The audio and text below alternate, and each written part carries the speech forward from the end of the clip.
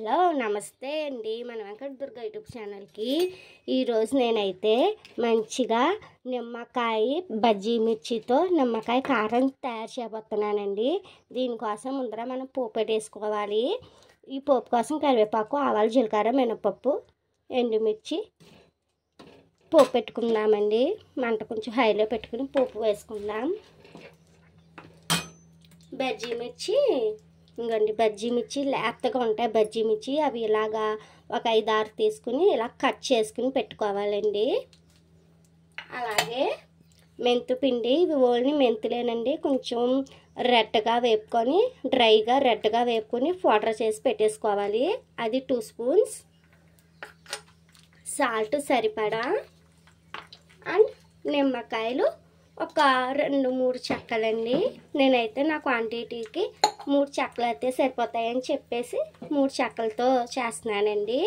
ఇవి రసం తీసుకుని అట్టే పెట్టేసుకోవాలి. ఈలోగా పక్కన పోపు వేగుతుంది. అండ్ ఇంకా పసుపు అండి. ఇది సమ్మర్ కదండి. ఈ సమ్మర్లో మనం ఎంత మంచిగా కుక్ చేసుకున్నా ఒక్కొక్క రోజు ఒక్కొక్కసారి అసలు ఏం తినబుద్ధి కాదు మనకి. ఈ లేడీస్కి అయితే చెప్పక్కర్లేదండి. పొద్దున్నుంచి ఎవ్రీడే మనకి వంటగదిలోతోనే పని సరిపోద్ది.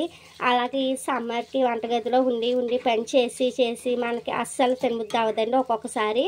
అలాంటప్పుడు ఏం చేయాలంటే అండి, ఇలాగా నిమ్మకాయ కారం బజ్జీ మిర్చితో నిమ్మకాయ కారం చేసుకొని తింటూ రైస్లో కలుపుకొని తింటుంటే సూపర్ ఉంటుందండి. ఇది మెయిన్ టిఫిన్స్లోకి అయితే ఇడ్లీలోకి బాగుంటుందండి. ఇది బెస్ట్ కాంబినేషను. చట్నీ కూడా అవసరం లేదు. పులుపులుగా కారంగా సూపర్ ఉంటుంది. రైస్లో కూడా చాలా బాగుంటుంది. ఈ రెండింటిలోకి బాగుంటుందండి ఇది. మీరు నా వీడియో చూసి సబ్స్క్రైబ్ చేసుకుని నా వీడియో ఏంటండి ఫ్రెండ్స్, ఇదివరకే సబ్స్క్రైబ్ చేసుకుని ఉంటే లైక్ షేర్ చేయండి. అసలు సబ్స్క్రైబ్ చేసుకోలేని వాళ్ళు ఉంటే ఇప్పుడు సబ్స్క్రైబ్ చేసుకోండి. నా వీడియో చూసి మీకు నచ్చితే లైక్ షేర్ సబ్స్క్రైబ్ చేయండి ఫ్రెండ్స్. మీ లైక్ షేర్ సబ్స్క్రైబ్లే, మీ ఆదరాభిమానాలే నా ఛానల్కి మోటివేషను. ఇంకా మరెన్నో వీడియోలు మీ ముందుకు నేను తీసుకురాగలను. సో ఫ్రెండ్స్, మీ సపోర్ట్ ఉండాలి నాకు మన వెంకట దుర్గ యూట్యూబ్ ఛానల్కి. ఇంకండి ఇంకొకసారి పోపు వేగితే సరిపోద్దండి. ఈ పోపులోనే మనం పసుపు వేసుకోవాలండి. ఎంతో కాదు, ఒక్క చిటుకుడు. పోపే మంచి స్మెల్ వస్తుంది మనకి. ఇంకండి పోపు వేగుతుంది, కట్టేద్దాం. స్టవ్ ఆఫ్ చేసుకుని ఈ పోపు పక్కన పెట్టేసుకుందామండి. ఇప్పుడు ఇంట్లో నిమ్మకాయలు పిండుకోవాలండి. చెప్పడం మర్చిపోయానండి, కారం ఆయిల్ కూడా కావాలి మనకి. ఇంకండి నిమ్మకాయలు ఇలాగా గింజలు వచ్చిన నాట్ అన్ ఇష్యూ అండి. మనం తర్వాత చెయ్యి పెట్టేసైనా సట్రంతో అయినా మనం వడపోసుకోవాలి. ఇది మళ్ళీ ఫిల్టర్ చేసుకోవాలి మనం నిమ్మరసం.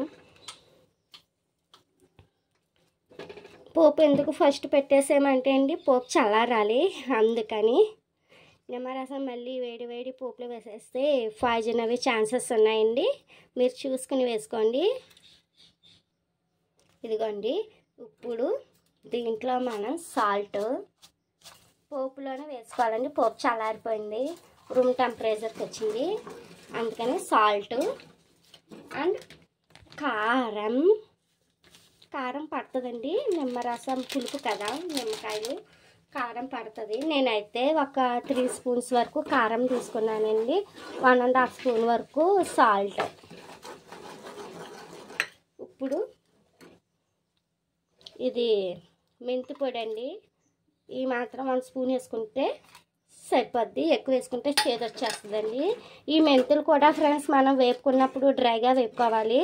అది కూడా ఒక పక్క పచ్చిగా ఉండకుండా మొత్తం ఈక్వల్గా మొత్తం మనకి డ్రైగా ఫ్రై అవ్వాలి. అప్పుడే మన టేస్ట్ వస్తుంది. మెంతులు లేకపోతే చేదు వచ్చేస్తుందండి, చూసుకోండి. ఇంకోండి లేత పచ్చిమిరపకాయ ముక్కలు.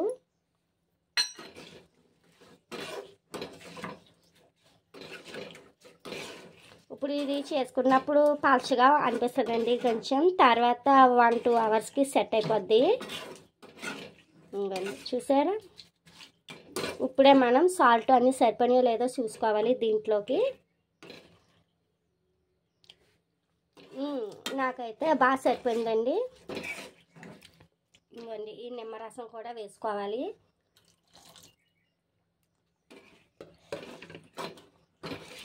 బజ్జీ మిర్చి నిమ్మకాయ కారం అనుకున్నప్పుడు నిమ్మకాయ రసం వేసుకోవాలండి. చూసారా మనకి డిష్ ఎంత ఎమ్మీగా రెడీ అయిపోయిందో. మనం అన్ని ఇంగ్రీడియంట్స్ ఇంట్లో ఉంటే చేసుకోవచ్చండి. ఒక 10 minutes కంటే ఎక్కువ పట్టదు మనకి. టేస్ట్ అంటారా నెక్స్ట్ లెవెల్ అంతే అండి. ఇది 3 days వరకు పక్కన పెట్టేసుకోవాలండి. పక్కన పెట్టేసుకుంటే మనకి ఇవ్వండి డిష్ అవుట్ చేసి చూపిస్తాను.